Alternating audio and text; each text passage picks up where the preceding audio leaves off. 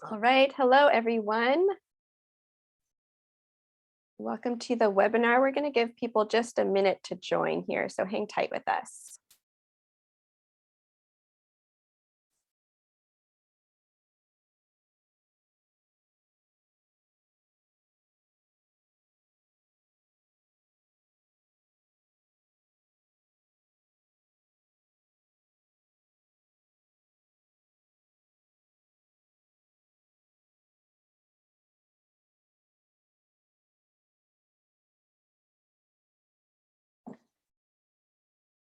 Good morning to those who are just joining. Welcome. We are going to hang tight for just about a minute more, just to let a few more people join us.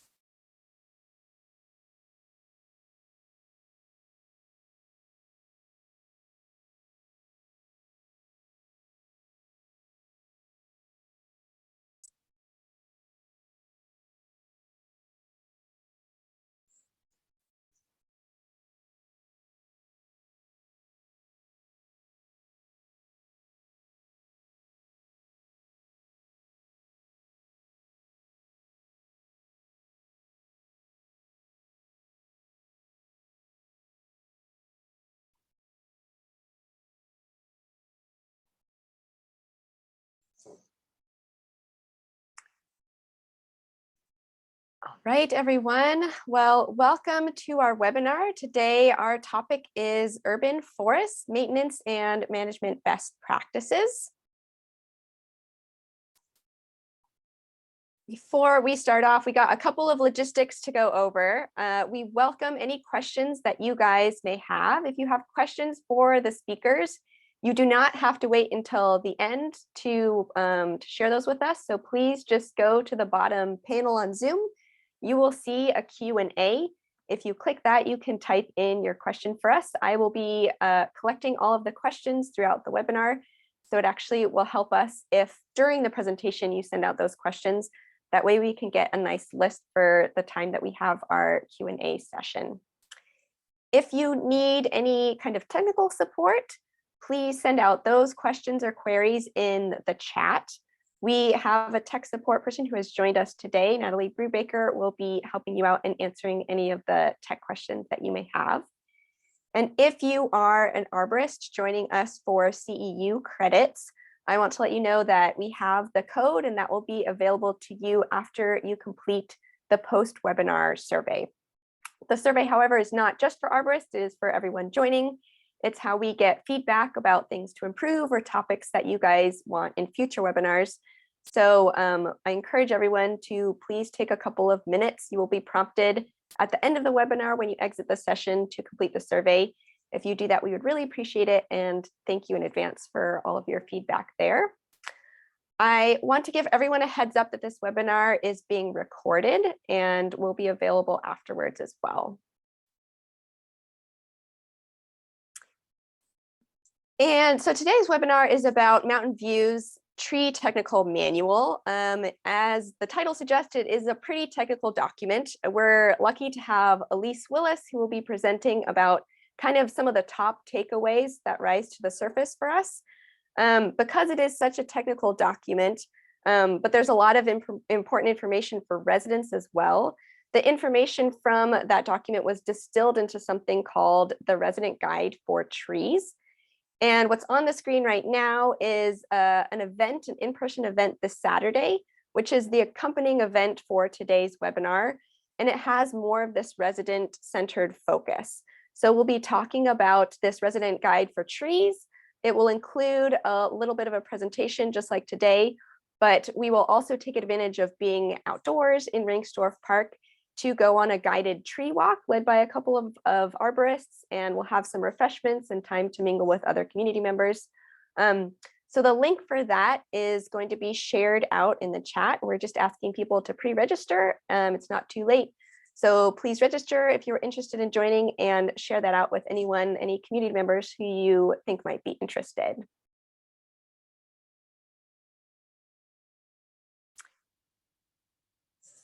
So again, welcome to the webinar. I am going to be your host. I am Vanessa Wins. I am the Education Director at Canopy. And I'd like to begin by sharing why we're hosting this webinar. So the city of Mountain View went through a process in 2015 to develop something called the Community Tree Master Plan. And this is a document that kind of analyzed the state of the urban forest in Mountain View, as well as identified a couple of goals for the future. You can see here that as of the time of this analysis, about 17.7% of Mountain View is covered in tree canopy, which is great. You can see at the bottom that the goal set is to increase that by 5% to 22.7% by the year 2025. The reason for this, of course, is because all of the benefits that trees provide. And that could be an entire webinar on its own, perhaps probably even a series of webinars. But just to bullet point and refresh our memory of a few of the benefits, the many benefits that trees provide. They clean the air, they sequester carbon, they prevent stormwater runoff, they are wildlife habitat and food sources, they provide shade, which lowers energy costs, and they even clean the air, of course. So that is partly why we've set this goal of planting yet more trees in Mountain View. You'll see here also that a good portion of the trees are on private property. But of the about 25% that are city trees, it would take an estimated $85.7 million to replace all of those trees with trees of similar species and health.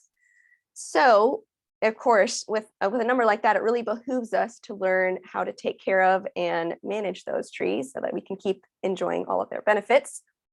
Leading me into the introduction for our speaker today. So it is my pleasure to introduce Elise Willis. Elise is the former tree programs director at Canopy. And I'd like to spotlight, kind of go beyond the bio for just a minute and spotlight a couple of other projects that she's worked on with Canopy. The reason she is presenting today is that while she was tree programs director with Canopy, she worked with a lot of city staff and other Canopy staff to actually co-write the tree technical manual that she will be presenting about today. Happily, that manual is now up and available for anyone to look at, and we are going to be sharing out that link in the chat now, as well as after the webinar in the resources. Like I said, it's pretty big document, so we're not going to go into every facet of it, but Elise will kind of bring us to a few highlights. So I do encourage you guys to bookmark that link and go back to it afterwards so that you can get more of the specifics. But a couple other projects that Elise worked on are shown here. So one of the things that she did was through a partnership with Planet Geo and the city of Palo Alto, Elise customized an aerial tree mapping service called Tree Plotter to fit Canopy specific needs. You'll see a collection of colored dots here, each representing a tree. We use this service not just for Palo Alto, but as well for our trees in Mountain View, East Palo Alto, and our more recent plantings in Bellhaven and North Fair Oaks. We can track the location, the species, and the health of all of those trees. So it's a really great way to again, make sure that we are planting and maintaining our trees really well. And one last spotlight is Elise helped to launch Canopy's South Palo Alto Tree Initiative after conducting analysis on the difference of tree canopy coverage between the north and south parts of the city.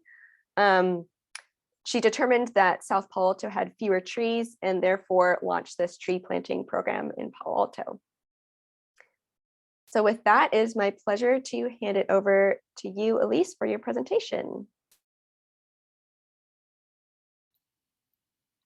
Thanks, Vanessa.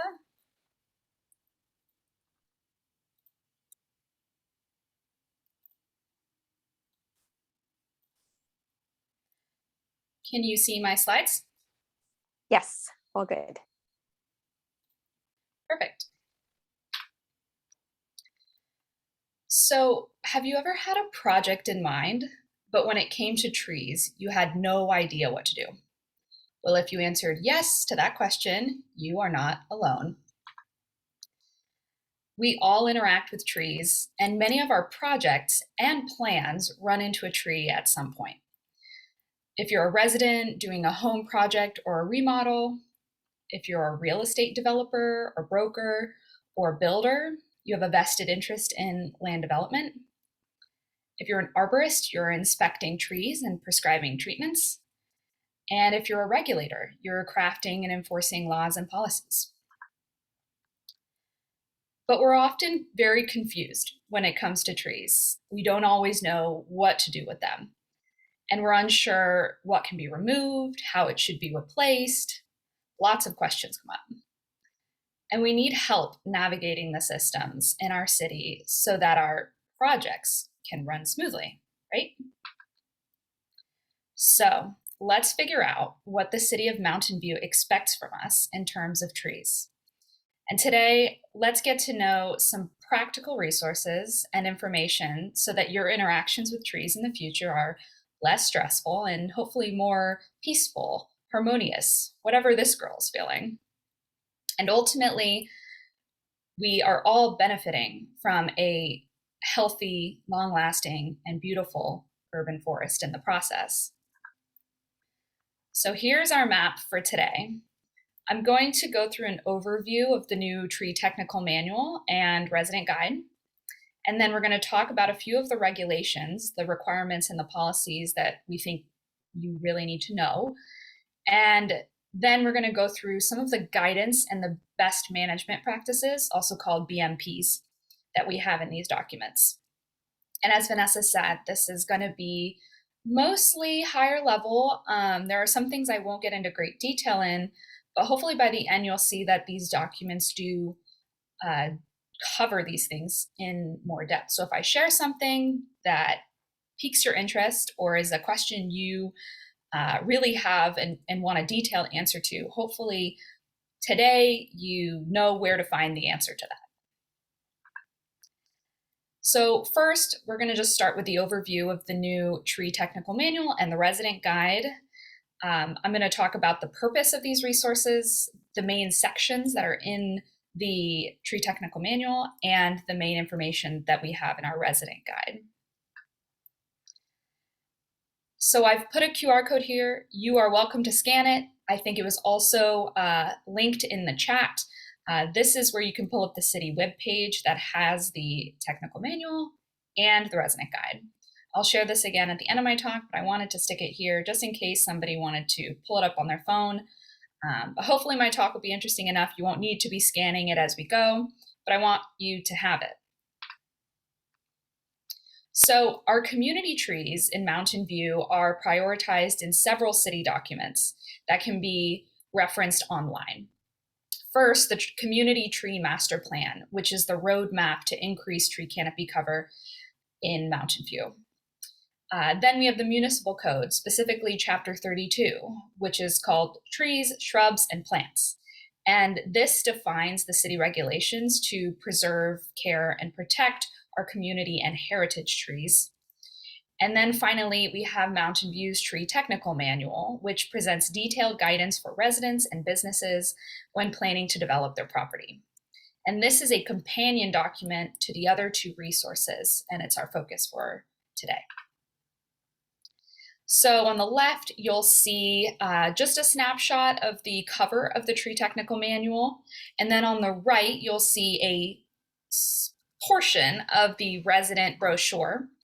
The brochure is this is a printed style, so there's going to be hopefully handouts for people to take and pass around.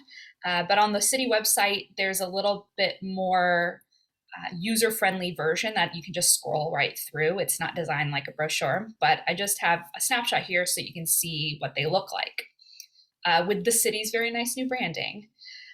So what are these documents for? Well, who are they for? It's for anyone in Mountain View, but particularly residents, businesses, and city staff. As I was putting this talk together, I was having a hard time figuring out exactly what to focus on because we weren't sure who all was going to attend. Is it mostly residents? Are you all realtors who are really interested in this stuff? Do we have a bunch of City of Mountain View staff? Feel free to put in the chat. That would actually really help, but I'm going to go through this. It would be really interesting to know who all is with us today for me. that would be really great. So feel free to throw that in the chat. If you are a resident, an arborist, a city staff member, a developer, a realtor, a builder, I think it'd be really cool to find out who all is joining us today. And then if there's anything in the end that I need to go into more detail on during the Q&A with our city staff that are here with us today as well, I will do that. So what are these documents for? Well, they're meant to help you know what to do with trees. So it's going to help interpret city regulations, going to provide recommendations and BMPs. We have also standardized our guidance on, for consistent arborist reports, for tree replacement, tree protection, and permit submittal. They're all very important things that can seem very confusing.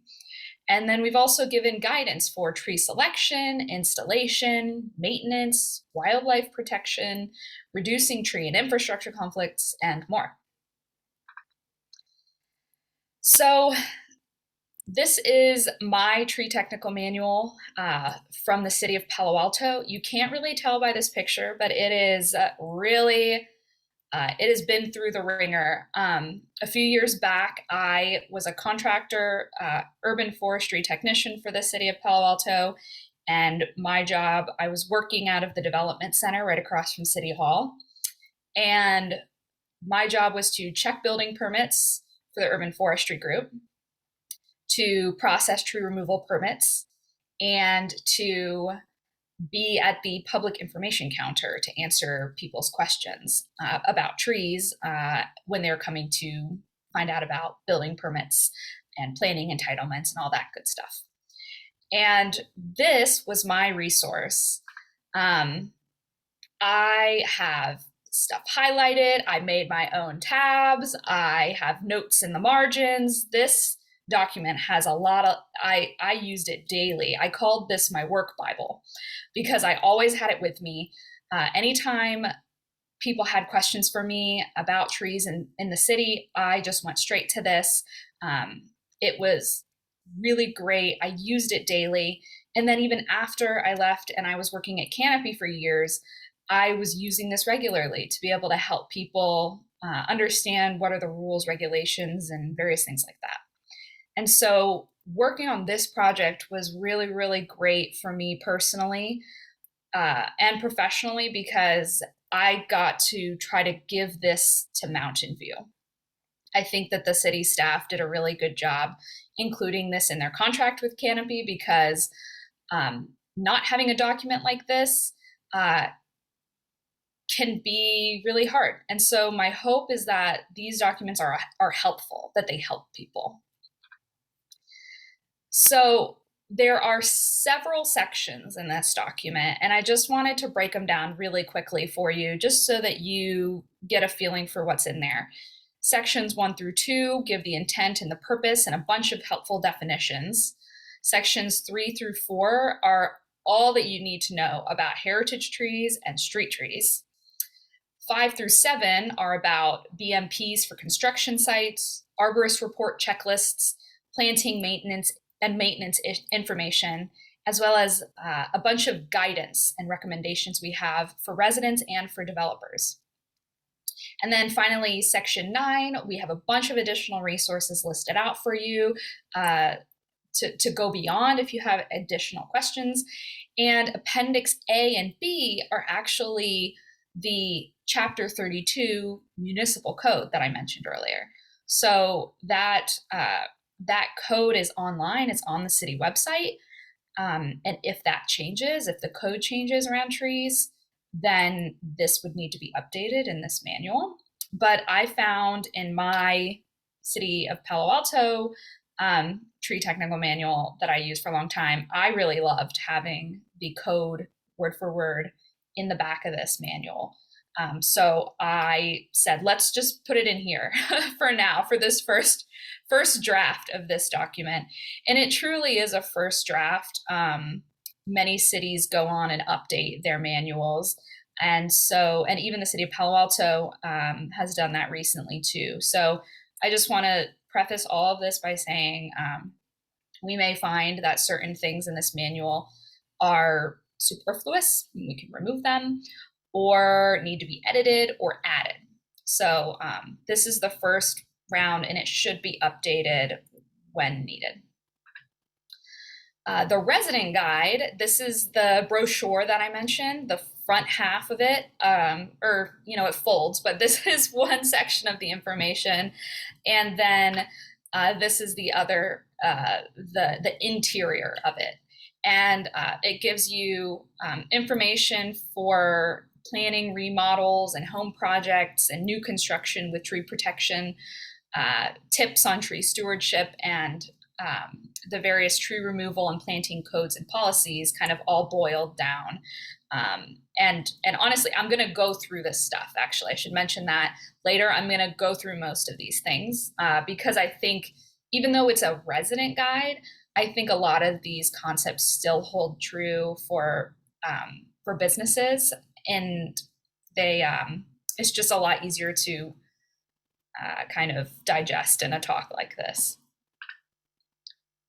So next, we've gone through the overview. Next, we're going to talk about regulations that I think you need to know.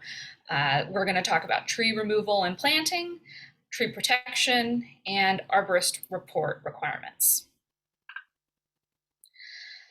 So you need to know the code about tree removal and planting. Heritage trees are very, you need to know that term, heritage trees. So Mountain View values all trees, but we have special requirements for heritage trees, which is intended to protect large trees from indiscriminate or unnecessary removal. And a heritage tree is defined as any one of the following: an oak, which here you can see a coast live oak, redwood, which many of you probably know what redwoods look like, or cedar tree with a circumference of 12 inches or more when measured at 54 inches above natural grade. This also includes any tree with a trunk circumference of 48 inches or more measured at that same height, which is about standard height, which is 4.5 feet above grade. I'm 5'4", so usually that falls about my neck. But someone who's a little taller than me, that'd be about your chest height. So if you're measuring somewhere in that range around the trunk, that's what you're gonna get. I'll show you a picture example in a second. But here is a picture of a pine, which is not one of those 3 species I mentioned. So any tree of 48 inches or more in circumference, so just bigger trees, those are going to also be heritage trees. And this also includes, finally, any tree or grove designated by City Council. So oaks, redwoods, and cedars that are 12-inch circumference or more, and any tree 48-inch circumference or more, and anything designated by the City Council. All right. And here's that picture, a picture of previous Canopy intern measuring with a tape measure and putting it, you know, it's kind of similar to me. We're the same height, so hers is around like chest to neck height. Hopefully that makes sense. The tree technical manual and the resident guide say all of this stuff in case you forget or you're taking notes or whatever. So the next thing I want to note about heritage trees is that the removal of this tree is only permitted when the tree is meeting criteria outlined in the ordinance, chapter 32, that I mentioned. So this includes the condition, location, necessity for construction, and best practices. So there's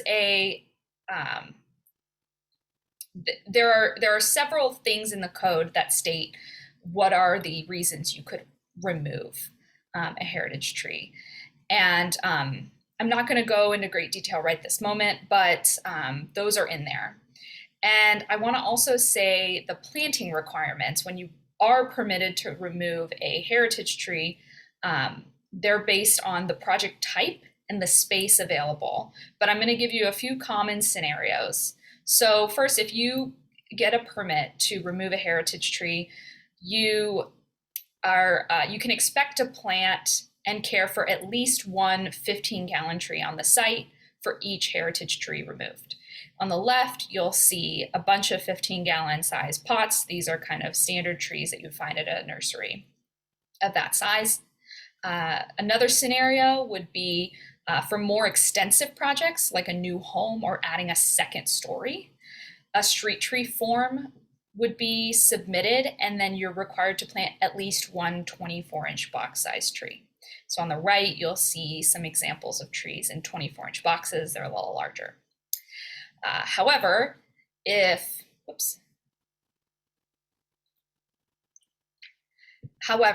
replacement can't be fulfilled on site, the city will require in lieu fees, and replanting on site for all tree mitigation is required. So that's a little bit about that. So when you get approved to remove a tree, you'll likely need to plant a tree or pay a fee. This table shows heritage tree removal permit requirements. I pulled it straight out of the tree technical manual, and I'm just going to go through it very quickly. On the left, you'll see two scenarios. The top left one, trees at a single family home or 3 or fewer trees.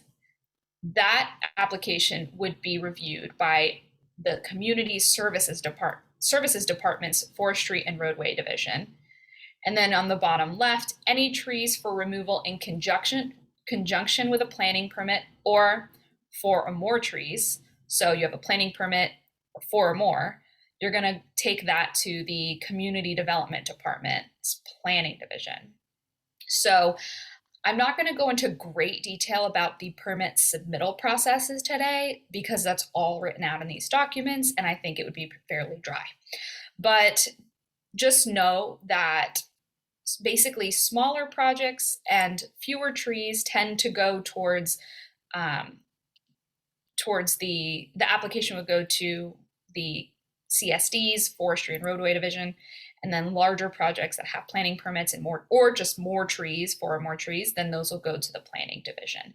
And that's because those types of scenarios are just going to trigger different types of review.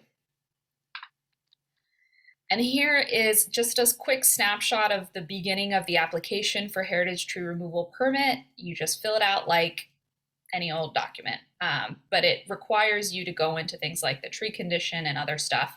And our technical manual has step-by-step exactly what's required for submitting these permits. And this can be found on the city's website. So the next thing I want to talk about briefly for tree removal and planting is just talking about street trees. So we've talked about heritage trees, and I want to talk about street trees. So you'll want to consider, anybody can consider planting a new street tree. Street trees are planted and pruned by the city and owned by the property owner. So property owners can actually choose from an approved list of trees and receive guidance and planting considerations, guidance on your planting considerations, like proximity to service lines, sidewalks, driveways, streetlights, all that stuff. And you can get started with this by visiting the city website, mountainview.gov/trees, or contacting them via email or phone. And all of that contact info is online and in these documents. Basically, one final thing I want to say on this topic is that is just to reiterate that permits from different departments have different processes, and these are all detailed. And I'll allude to this a little more later, but generally speaking, when you're dealing with the Forestry and Roadway Division, you're going to have a different process from the Planning Division. And the Planning Division tends to have a lot more discretion with like your projects. And it's but everything across the board is done on a case-by-case basis. So if there's anything I've learned through this process, it's that the City of Mountain View staff really does want to work with the residents and businesses on these things. You can call them, email them, set up appointments with them, and they're willing to come out and talk to you about your trees. more than I've seen in some other cities. So, here in this, I just included this photo. I forgot to credit it. This is from Matthew Feist-Hamel. This is an example of tree protection, one type of tree protection for trees, street trees, and all of that stuff is helped along by the city. And the process for determining what to do is part of the process for them. And here's just another example. I'll go through in a few minutes, just like what are these different types of tree protection, and how do we know when we use one or another. And then just finally in this section about regulations, I want to talk about the arborist report requirements. So for community services departments, forestry and roadway division, they do not require an arborist report to accompany a heritage tree removal permit application. But arborist reports are accepted. So if you are working on a project that is, let's say, just a building permit, it's basically, let's see, their staff, the forestry staff, basically, arborists and the planning staff will work with applicants on non-development related projects. So anything just requiring a building permit, and they will help you to know if you need a permit application with an arborist report or not. But generally, when you're applying with forestry, you don't need an arborist report, but you can have one. So if you're working on a project and you've been listed an arborist, then that's accepted, that's great, but not required. However, a lot of the planning stuff, those bigger projects, or more trees, they're going to require that you get an arborist, a certified arborist, hire them and work with them to put together a report. And so in the technical manual, there's a very specific list of things. It's a checklist, basically. We wanted to make it as easy as possible for you to know what it is the city expects when you have an arborist writing a report. And we hope that this will just clarify things for people and ultimately make things easier for arborists as well. And here is an example of trees being all fenced off together as a group. I'll talk more about this in a few minutes, but as I said, all reports can accompany any kind of submittal. But one of the things with larger projects especially is the tree protection plan from an arborist coming along with that stuff. So having fencing and tree protection around trees is really important. I've been told that this is a very, very tough thing to enforce. This is a tough thing to plan for, but there are arborists who know how to do this. There are city staff that know how to do this, and there are very specific requirements laid out for how to protect a tree during construction. All right, and so we're on our final section. It's a little bit longer, but I think I'll cover some stuff that's pretty interesting, particularly for residents. So let's just talk about the guidance and the best management practices that are in there. We'll talk about tree planting and maintenance, and then guidance for residents and some guidance for developers.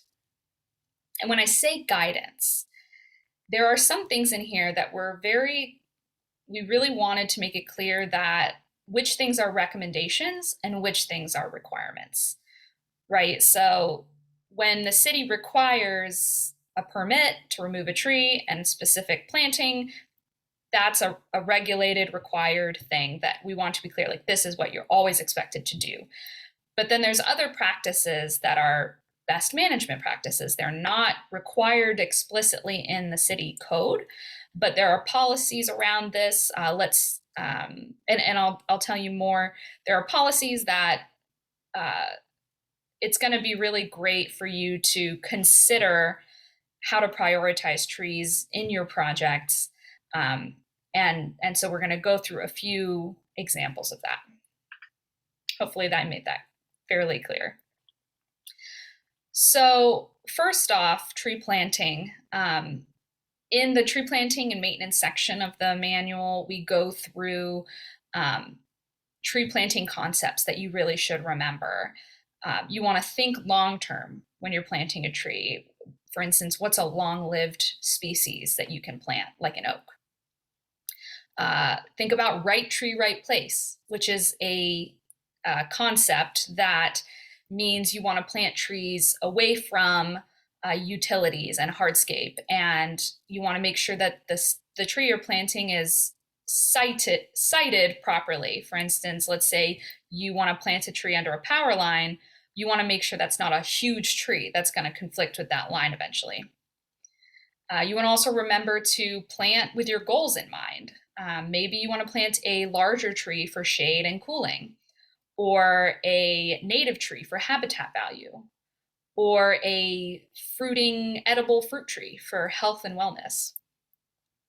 You want to also think about site design, which can include planting trees in a landscaped area where they can all share the same soil area. And this could be providing additional soil space for trees by using engineered solutions like soil cells below hardscape. You want to be mindful of when you're planting, avoiding the hot summer unless you have guaranteed irrigation. You could also, you'll also want to know how to plant trees properly. And there's tons of information on Canopy's website about this. That's all linked in the document.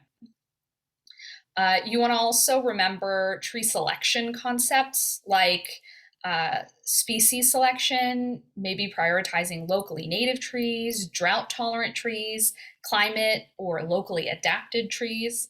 And we've provided links to some very helpful sources that have basically like tree planting lists, and it'll tell you about these trees and help you to determine which of these is going to meet your different goals and priorities. And then it goes even into planting stock, like how to consider the quality of a planting, a tree that you get in a nursery, and the availability constraints that you might need to also work with. And planting materials, going through what you need, like mulch and stakes and irrigation. And then we also go into maintenance concepts. And tree maintenance can be really tricky, but I think we've boiled it down into a list of things that it's basically a set of bullet points. And if any of these things I'm going to share in a second are like you want to know more about that thing, there's more details in there. Tree maintenance concepts you want to think about include carefully selecting your tree care provider. So if you want somebody to come prune your trees, are they licensed? Are they accredited?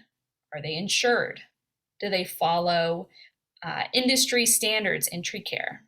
Do they have a culture of safety? Do they have certified arborist or certified tree worker credentials? Do they have a license to practice business in the city of Mountain View? There's a list of things for you to consider when you're hiring someone. Pruning, you're usually trying to prune to enhance a tree's natural form and structure, and you want to avoid topping and excessive pruning. One big one that often gets overlooked is caring for young trees. Canopy is often promoting how to do yearly pruning on your trees the first few years after they're planted to set them up with a really good structure for their long-term, good form. There's weekly watering that needs to be done and regular mulching and weeding. And then a huge one is removing stakes and ties and tags. I can't tell you how heartbreaking it is when you see a tree, a young tree that outgrew its stakes and it had a bunch of nursery tags and ties still attached to it, and the tree is all mangled and deformed because one piece of twine wasn't cut early enough. And so we have a few reminders in there for people. Here are the main things you need to think about when you're caring for your young tree.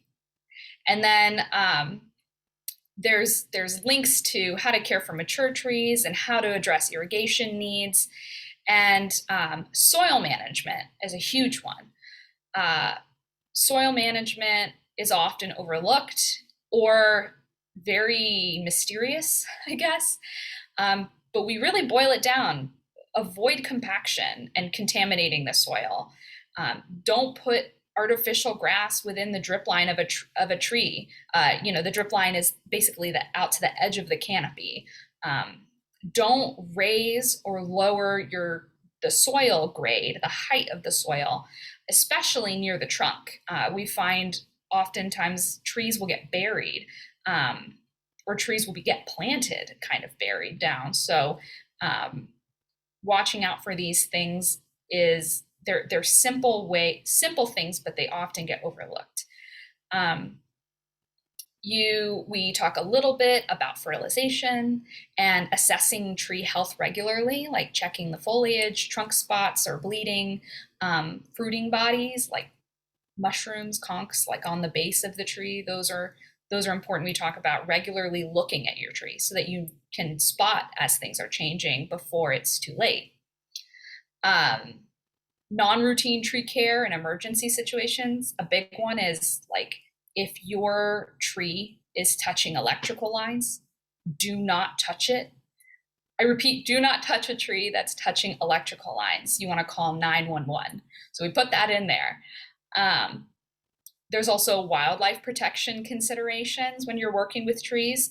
There's a free 20-minute video in English and Spanish that's linked in the wildlife protection section. And then finally, we talk about, we share a bunch of other resources that the City of Mountain View provides on their website, like landscaping information, free workshops, and free trees, and all that good stuff. And so now I'm going to launch into, I promised you earlier, talking about the guidance for residents. What do we put in that resident guide, that brochure? I'm going to just walk us through it pretty quickly. So basically, when you get started with any project, you want to plan for trees early. So if you can, preserve trees by designing your project around them and not through them. So ultimately, try to build outside the drip line, the edge of the canopy. You want to provide space for tree trunks, roots, and branches by placing pathways and structures further away. And just generally, more space for trees means fewer potential conflicts in the future. This is kind of coming back to that right tree, right place concept.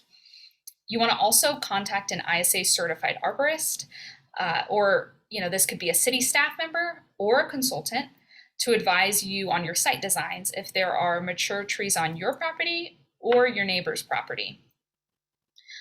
Or maybe you just have a lot of work to do, like expanding the footprint of an existing building.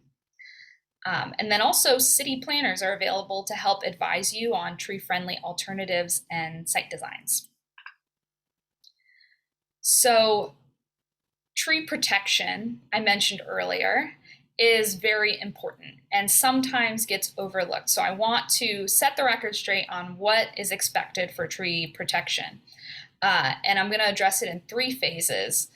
Pre-construction, so before you construct anything or demolish anything. And then during construction, how do the trees need to be protected? And then after construction, what do you need to do? All right, so for pre-construction, you need to first have your trees inspected. Contact an arborist and have them provide some site-specific advice like pruning or any kind of fencing. To protect your trees, you're going to install, ideally, what's on the left. Protect them with a metal chain link or orange plastic fence around the drip line of the tree. And if fencing in the area is not possible, or fences are going to be removed temporarily during construction, you could wrap the trunks in a combination of straw wattle or 2x4 lumber set 6 inches apart. So we have some diagrams for that. and then some additional specific things. But generally, if you can go out to the drip line with your fencing, that's wonderful. And then finally, before you do construction, you want to mulch the root zone. Apply about a 6-inch layer of untreated wood chips from the base of the tree out to the drip line. And this is going to insulate and protect roots and the native soil. And you want to make sure, just in that process, to not pile up mulch on the trunk. Often that's called mulch volcanoes. So you want to just have it at the base going out. Don't bury the trunk.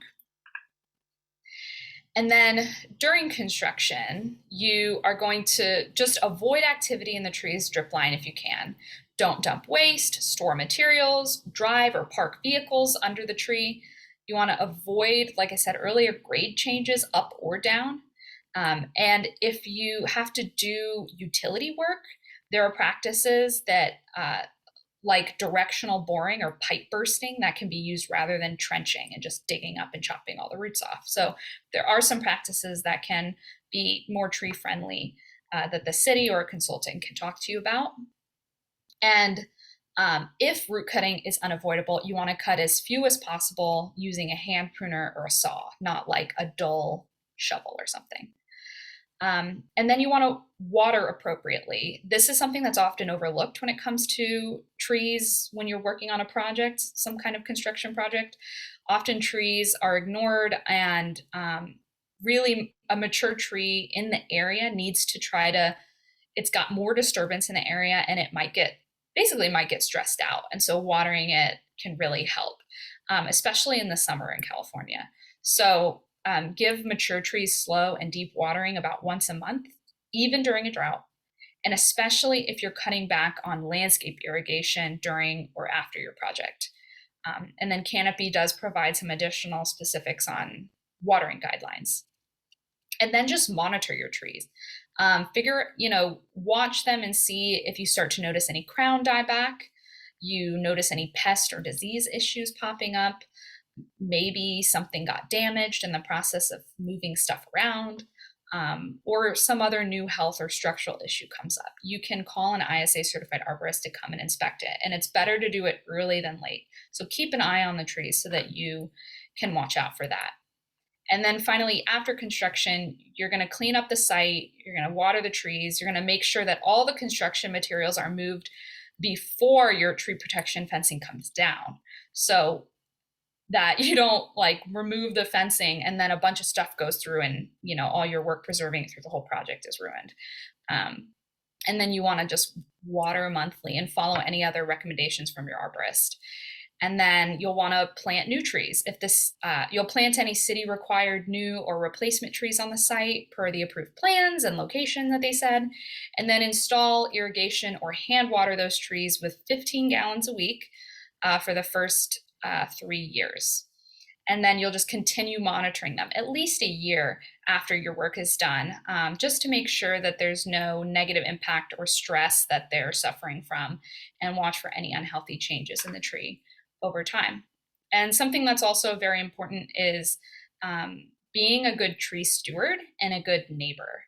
So before a shovel goes in the ground, think about your neighbor's trees too. Consider neighboring trees early to help protect others' property and reduce liability and ensure mutual understanding so that your project stays on track. So a few tips to help you get started. You'll want to assess the trees next to each side of your property to determine if branches, trunks, or roots are in your planned work zone. Tree roots are mostly found in the top 3 feet of soil, and they extend out to the drip line and sometimes further. So you'll want to communicate your plans to your neighbor to minimize any impacts, and you can avoid future conflict by talking to your neighbors ahead of time about your project and how it won't interfere with their tree's health and functioning. You want to also avoid root cutting, material storage, and soil disturbance within a tree's drip line, and protect the root zone. And call 811 before you dig. That's a big one. Like I said earlier, there's a good amount of information on Canopy's website about trees and watering. And then basically last but not least, guidance for developers. This is for discretionary development projects. There's the process and requirements are presented on an individual project basis. And you can call the planning division or email them or stop in to see the staff Monday through Friday, 8 to 5 to talk about your specific project. For informal review of like new multifamily residential, like 4 or more units, office, mixed use developments, with all city departments input, you'll just follow the instructions that they have on their website. And it also lists current projects going on. And in our tree technical manual, we have a checklist for you to figure out what to do prior to your plan submittal. This would be like following your arborist report requirements, having tree protection notes on your plan sheets, things like that. And then we have a bunch of recommended design considerations for folks. So there are lots of ways to limit impacts to trees and infrastructure by modifying foundations to preserve tree roots, designing grade changes very carefully, like avoiding the tree protection zone. There are alternatives to root cutting that I mentioned, following planting plan recommendations like appropriate species that I said earlier, and providing adequate soil volume, which is something that often is very hard to do. So it takes a lot of intentional effort. And then there's some common practices, like during the development review process, city staff has lots of discretion to employ different strategies for different projects. And so we talk a little bit about that. Here's an example of just a snapshot of, one example where we talk about commercial and residential strategies for addressing the soil volume issue. So for small, medium, and large trees, there's some ideal amounts of soil they should have access to. And so what are some ways for commercial properties to provide soil? What are some things for residential properties? And just another thing about discretionary development, these projects have the potential to significantly change a site, whether it's new construction or redevelopment. And Chapter 32 of the Municipal Code doesn't specify exact tree planting criteria for these sites, but some general guidelines can help applicants begin the process with the right expectations. So a couple I just pulled out to keep in mind during project planning for these types of sites. Expect at least a 2-to-1 replacement for heritage trees removed, and mature native species and healthy, structurally sound heritage trees are more likely to be prioritized for preservation. Expect at least a 1-to-1 replacement for non-heritage tree removals. Things like that. Maybe upsizing a container size for replacement trees that don't fit on the site, that type of thing. One of the best things about having a project arborist working early with a landscape architect on these types of projects means they can try to get an adequate tree canopy back on the site, or on the site more than to begin with. And so it can be really, really helpful to figure out early on in a project what are the trees that are really prime for preserving, and which might need to be replaced, and how much and where. All those things are very site by site. So now you have the knowledge and resources, or at least the start, that you need to help Mountain View's urban forest persist. You have the tree technical manual and the resident guide, and you now know a bit more about the regulations and hopefully a better understanding of best management practices to prioritize trees in your projects. As I said earlier, here's the QR code for the finding these resources online. The City of Mountain View website has this stuff there. Hooray! And my call to action for you, now that you have the basics, I don't want you to just stop here. I think you can really become a Mountain View tree regulation and best practices expert. But you need to get to these documents. So I recommend downloading them and then saving a copy for yourself, or print it out and keep it in your office or your car to reference it whenever you need it. And my second call to action is to attend the event this Saturday at Rangsdorf Park, especially if you are a resident, or if you know someone who would benefit from this event, invite them, call them, text them, email them, send a carrier pigeon to them, whatever floats your boat. But it would be really, really awesome if you could get the word out about this so that more people can benefit from this information, get more clarity, and ultimately have happier, healthier trees in the city. Thank you very much. Amazing. Thank you so much, Elise, for taking a very big document and very big topic and giving us such a clear and comprehensive presentation. There were lots of great questions that came up that I pulled out, and we are now at our question and answer section. So I'd like, before we go into that section, to introduce two other panelists who are joining Elise specifically for this Q&A. On the call with us is Matthew Feistamel. Matthew is the City of Mountain View Forestry Coordinator. He's been with the city since 2019, and before that was the Assistant City Forester for the City of Carmel by the Sea. Also joining is Brittany Whitehill. Brittany is also a city staff coming from the Planning Department. She is the City of Mountain View Associate Planner and has been with the city with the Planning Division since 2018. So for our three panelists, we can go ahead and jump into the question section. I want to start us out with this question. Somebody asked, are there any plans to geomap all of Mountain View's city trees, not just the ones planted by Canopy? If I can answer the questions, it's a good question. So right now we have a geographic information system inventory of all of our street trees, our trees in parks, and the ones planted in our medians. And on that information, we have the location of the tree on a mapping schedule. It's not so much a geo level where it doesn't, the level of the accuracy is not that high, but at the same time, we can tell you if it's on the front of the property, the side of the property, in general. But it'd be better to increase the spatial level. And we do provide flyover with a LiDAR when we complete our community tree master plan update. So we do have that, some of that information at the higher level. But right now we do have a geographic information system of all of the street trees. Amazing. Thank you, Matthew. And you shared about the LiDAR, which I know was last done in 2015 with the community tree master plan. Is that correct? That is correct. Do you know, I wonder if this will be a follow-up question in this person's mind. Do you know when the next kind of LiDAR assessment will be?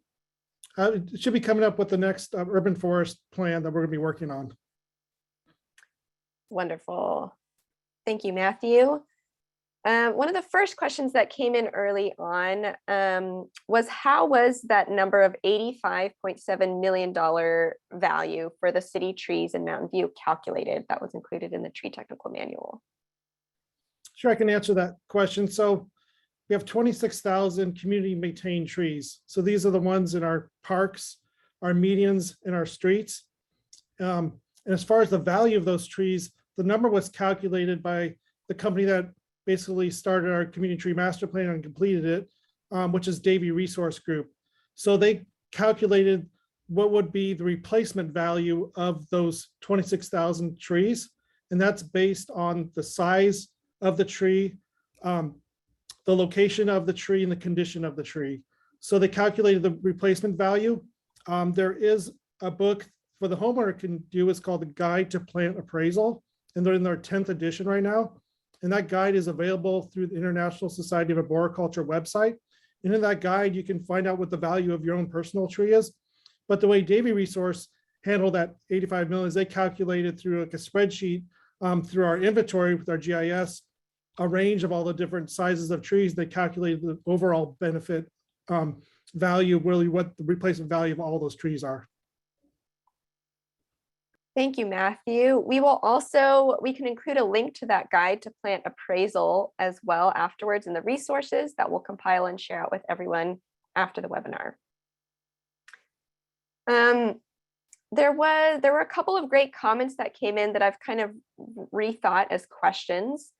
One kind of preface this with that there's a significant need to preserve existing highway vegetation in the form of tree barriers that are located between busy roadways and residential areas and serve the purpose of filtering emissions from vehicles, and also, this wasn't mentioned, but act as sound wall barriers as well. This should be codified in local ordinances and the regulation of developers through the development review process within the city planning departments, is what this comment read. Maybe the question here is, are there any city efforts to plant and preserve these kind of roadside trees? Or are there any such projects in Mountain View currently underway that any of the panelists are aware of? Sure, I can address this. To a large extent, trees along highways are going to be the purview of Caltrans. So I think, it's definitely something that is a larger discussion than just within the city's purview. But I think, it's definitely something that potentially merits coordination with Caltrans on that issue. From a development review standpoint, the planning division and forestry division are very concerned with preservation of trees along property lines, just for, buffering purposes for sound and privacy and a number of objectives that achieves. But I think when it comes to trees, on highways, that's sort of outside of the city's purview. Thanks, Brittany. I will point out, I think there's also kind of a nonprofit partnership potential at certain points. I know that it was not in the city of East Palo Alto, or it was not in the city of Mountain View, it was in the city of East Palo Alto, where Canopy several years ago actually planted what we call a sound wall barrier between 101 and the city to provide just these services. But thank you, Brittany, for pointing out that it is mostly kind of falls outside of the city purview, in fact. We had a question about the Urban Forestry Board. Can you guys talk about what that board is, who they are, and what exactly it is that they do? Sure, I'll be happy to answer that question. It's a great question because we do have an appeal process for heritage trees. We have something called the Parks and Recreation Commission, and they basically in turn become the Urban Forestry Board. They are members of the Parks and Recs Commission, but they become the board when they oversee appeals. And so it's 5 individuals in our committee that's basically serve on our advisory body. Part of those decisions based on trees, they are the final decision maker on appeals, whether they be approved or denied. And the Urban Forestry Board will also not only see appeals, they'll also oversee larger management plans. So like if we go forward with a new urban forest plan, the Parks and Recs Commission will be hearing items about it. And then since we're talking about this right now, I'd like to take a moment to talk about, we do have the next Parks and Recs Commission, which will be on June 22nd. We're going to be talking about our biodiversity strategy and our urban forest plan that we're going forward with. And I think there'll be a lot of interest how this next process of our management plan is going to go forward. Thank you for highlighting that. Yes, I'm sure a lot of people will be interested in attending that, and we can gather information as well for that on June 22nd to send out as a reminder for attendees. Probably back to you, Brittany, for this one. I would think a question came in, or I read a comment and thought that there was kind of a question in it. Are there any requirements for developers regarding the preservation of existing trees and plantings of new trees? So yes, removal of any heritage tree on a site in order for that to be supported by staff and the staff to recommend approval, there's certain specific findings of approval that need to be made, and those are detailed in Chapter 32 of the Municipal Code. To sort of sum up those findings, essentially the tree needs to be in a state of decline where no sort of measures can mitigate that decline, or the tree, based on its location, sort of needs to be preventing the site from being developed in a reasonable and conforming way. So, and then beyond that, as was mentioned during Elise's presentation, we do sort of focus on, which trees are sort of the highest priority in terms of their health and their significance. But yeah, in general, there are requirements for tree preservation on site, and findings that need to be met. Thank you, Brittany.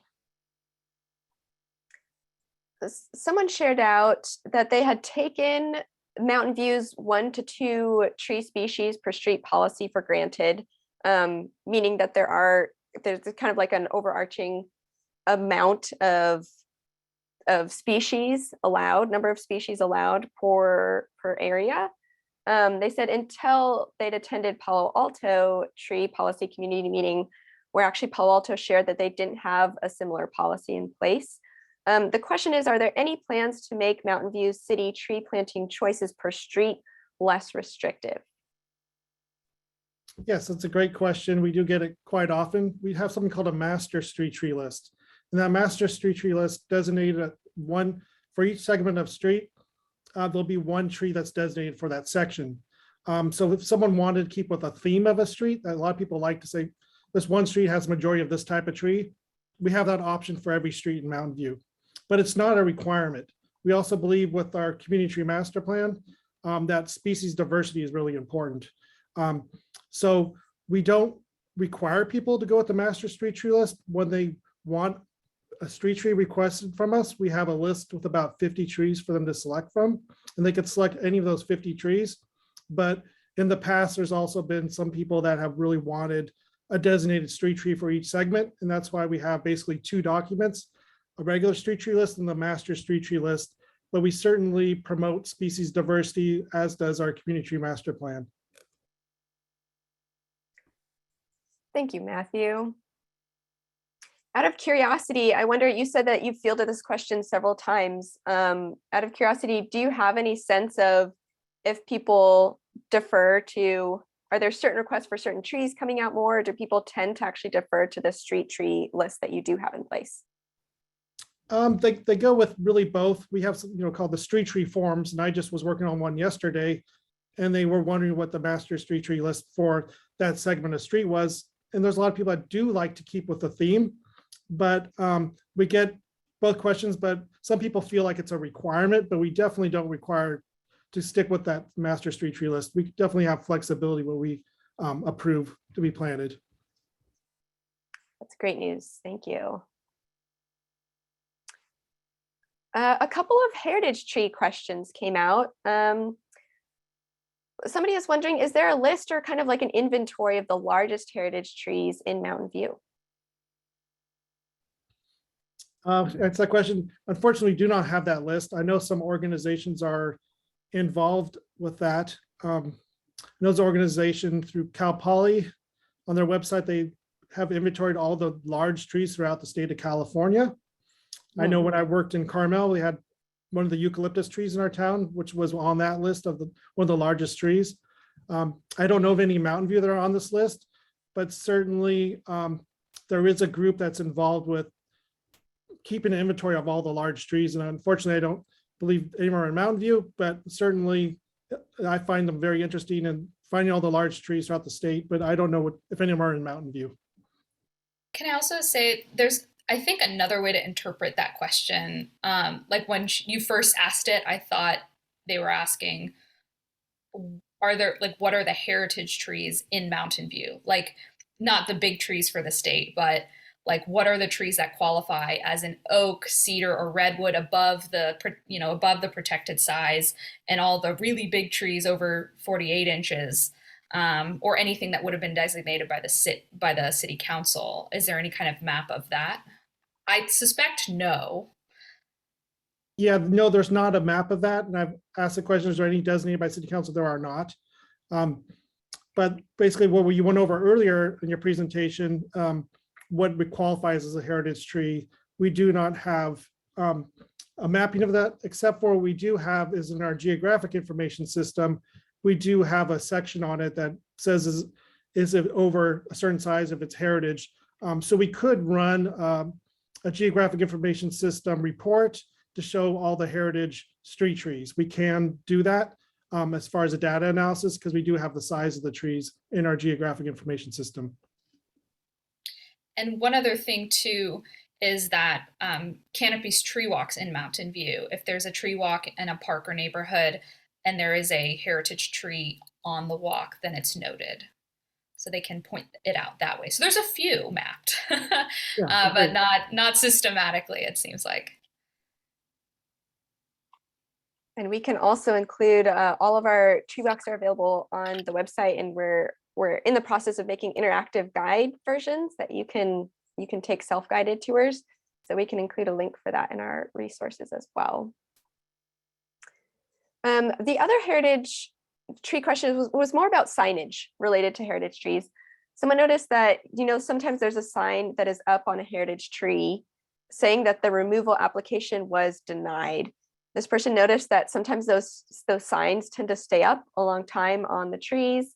They feel a little bit badly for the homeowner and are wondering if there is some kind of reasoning behind keeping the denied sign up.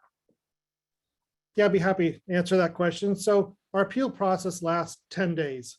So you'll see 11 by 17 yellow posting that'll go on a property with either an approval or denial. And on that posting, it'll say when it was approved and when the end of the posting period. When the posting goes up, it goes on the date it was approved. And at the end of the 10th day, the homeowner can take that yellow posting sign down. I do convey that message whenever I go to a site, but it doesn't always go across to the resident that they are allowed to take that yellow posting down at the end of the 10th day if there are no appeals. So we just got to make sure there's no appeals. At the end of the 10th day, they do have a right to take down that yellow 11 by 17. It'd be nice if we had enough staff to go drive around town and pick them all up, but we unfortunately don't. But they do have that right to take it down at the end of the 10th day if there's no appeals.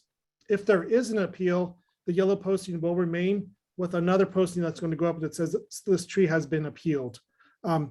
So it does happen that the days don't stay longer, but I think it's also it's getting our message across that we actually mail the permit to them. So that 11 by 17 posting that's yellow in the front, that can come down at the end of the 10th day if there's no appeal. And then we actually physically mail them the actual tree removal permit. And that document's the one you could remove the tree, not the yellow posting.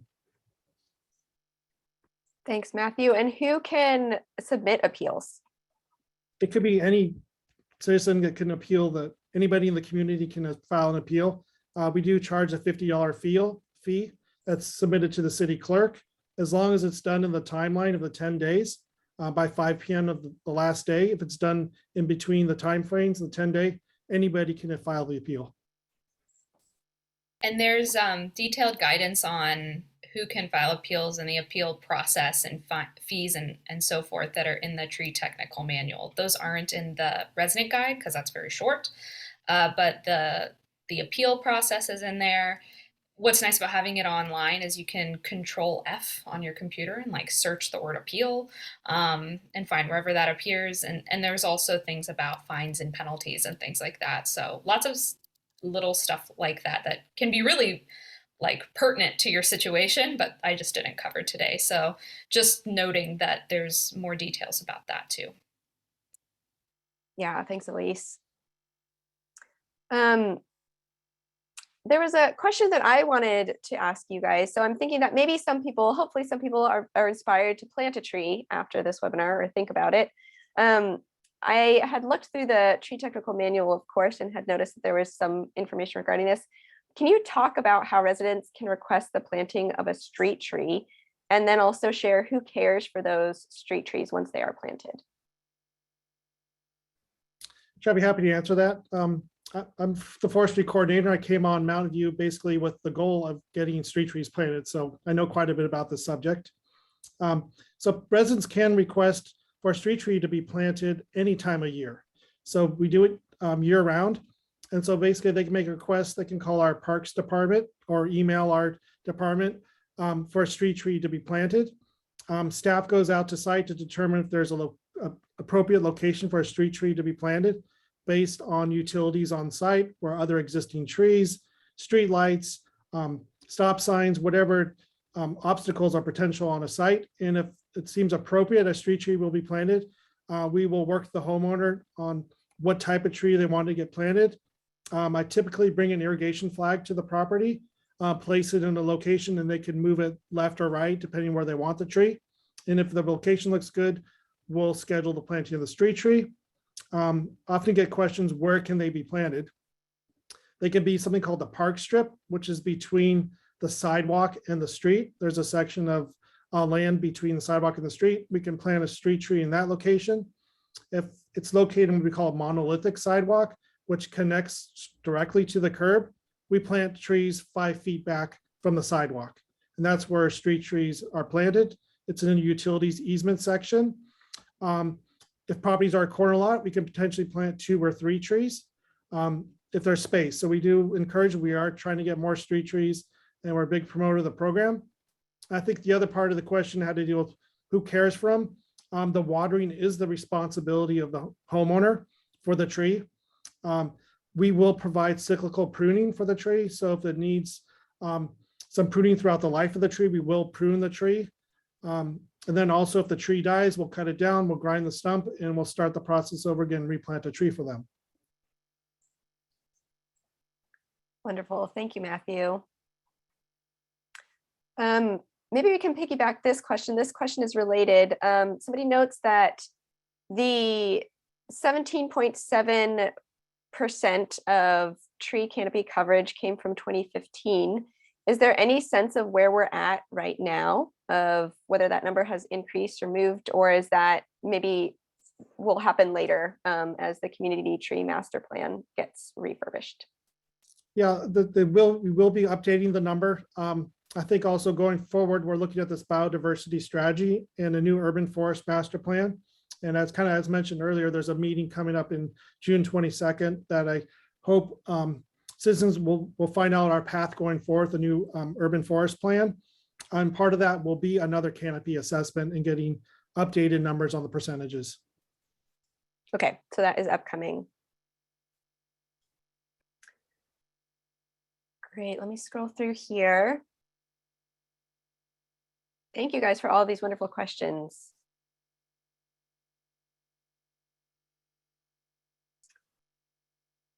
So Elise had ended us with a couple of action items. I'm wondering, Brittany and Matthew, from both of your perspectives working with the city in different departments, if there was 1 or 2 action items that you could assign to people here based on the material from the tree technical manual or what Elise went over, what would those be? Yeah, that's a great question. I think, it's when it comes to, my understanding is that there's potentially a lot of residents attending this webinar. I think it's great when you're, looking at maybe doing an addition or modifying your site somehow, sort of to put trees in the forefront when coming up with your design, and see how the trees can be incorporated into your site plan in a meaningful way, and not sort of, sort of an afterthought, which sometimes, in reviewing plans, it does appear that, an addition is envisioned and a tree would be within the footprint of that addition. So, just thinking about ways to creatively design additions and redevelopments in a way that sort of prioritizes and highlights existing trees. Thank you, Brittany. That's great. And maybe I like to think some of my action items. I think people need to think about the future forest and really what Mountain View's future forest would look like. I like to see different layers of the urban forest. I like to see medium to large scale street trees, and then also people's front yards can sometimes fit a smaller scale tree. So you have continuous canopy coverage. Homeowners, being that 75% of the tree canopy coverage is on private property, have a lot of influence. And I like to promote our Arbor Day tree giveaway program, that we can give away a 15-gallon tree to any City Mountain View resident every year. They can reapply for it, and we change the tree list every year. So that's a great program. You get a free tree delivered to your yard. You can plant in your front yard or your backyard. We like to reserve the front section for street trees. But I think people need to start, thinking about continuing to plant, because a lot of these heritage trees that are older are dying out. You need to start planting the future forest. So I'm really big onto that. And then also talk to your neighbors when you do plant a new street tree. They may be interested in one too, and learn about what type of tree was planted, what grows well. So I'd like not only people to have a street tree planted, but also talk to your neighbors about, would you like a tree too, and all the benefits that tree provides to the community. Yeah, and that Arbor Week giveaway is in March of every year with the city. Matthew, can you share, for any residents who are interested, may want to bookmark that right now, how would they go about, you said, applying for one of those free trees? Yes, I'll be happy to answer it. We typically open it up in the fall, like November, December, and they have until March to actually apply. So they have all those, usually have about 3 or 4 months for them to apply. We have an application that they need to fill out, and that's with our City of Mountain View.gov website under Community Services. And then you go under Arbor Day. And under Arbor Day, there will be an application. It's currently closed.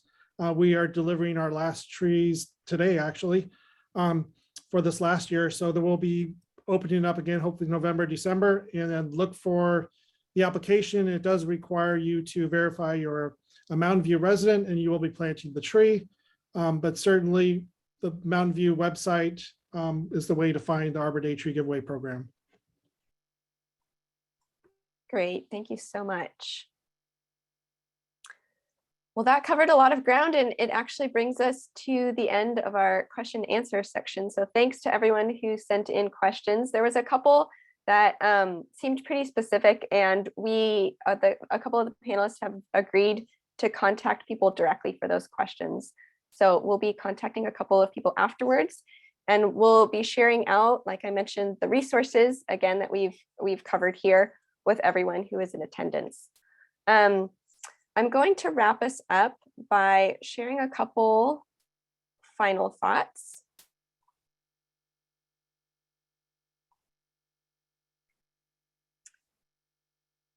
So I'd just like to send out one final reminder for this Saturday. We'd really love to see you all there. It should be a good time with refreshments and a tree walk, and we'll get to actually hand out printed copies of that resident guide that Elise was showing you. We'll have lots of copies available too. So if you are part of a neighborhood association or a homeowner group or a community group and you'd like to help spread out this information, we'll have stacks of those that you could pick up more than one to be able to share out with other people.